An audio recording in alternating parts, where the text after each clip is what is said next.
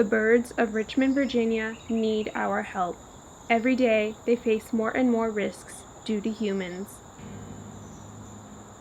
Gosh, the primary threat to birds is habitat loss, collision with buildings, collision with human structures.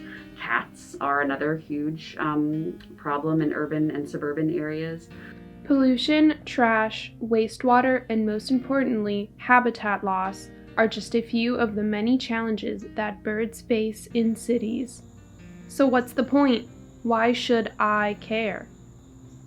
Birds actually provide both the greater environment and humans many services. Some services they provide are insectivory, so they're eating insects and essentially controlling pests.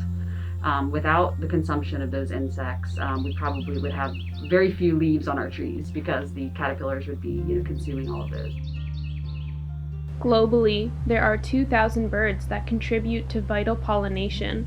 Hummingbirds in the eastern United States provide this service for a variety of flowering plants. Seed dispersal is another vital service that birds provide. Research has shown that 70% of flowering plants depend on birds as a means to spread seeds. Birds can act as indicators for problems in our local environment.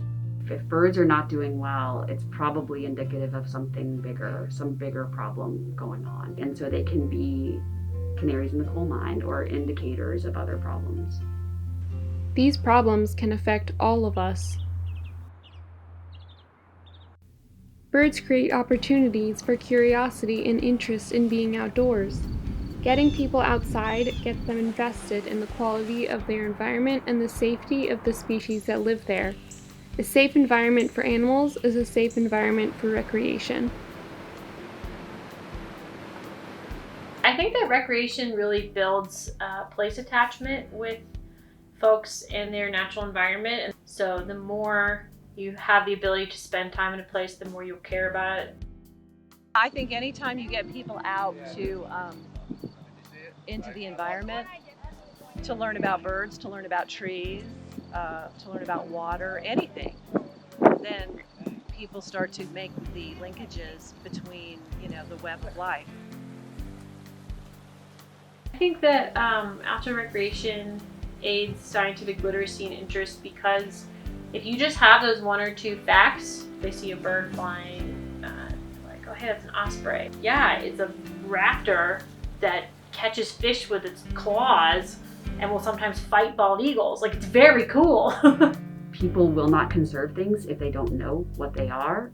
And so that ability for people to connect with birds and observe birds in their just everyday lives really make them excellent ambassadors for conservation. So how can we help protect the environment and the birds that live there? Feels such a big issue, such a big challenge. What could I, as an individual, do? And the Cornell Lab of Ornithology did a great job of coming up with a list of 7 things that really anybody can do. Drinking shade-grown coffee is one. We can reduce our plastic use. Doing citizen science, making windows safer, keeping cats indoors, using native plants in your yard, and then lastly, avoiding pesticides. Protecting our city's birds from habitat loss, pollution, and human intervention has never been more important than it is right now.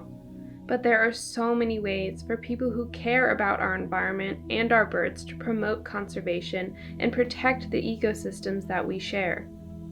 Explore nature, go birding, participate in science, and enjoy what the earth has to offer you.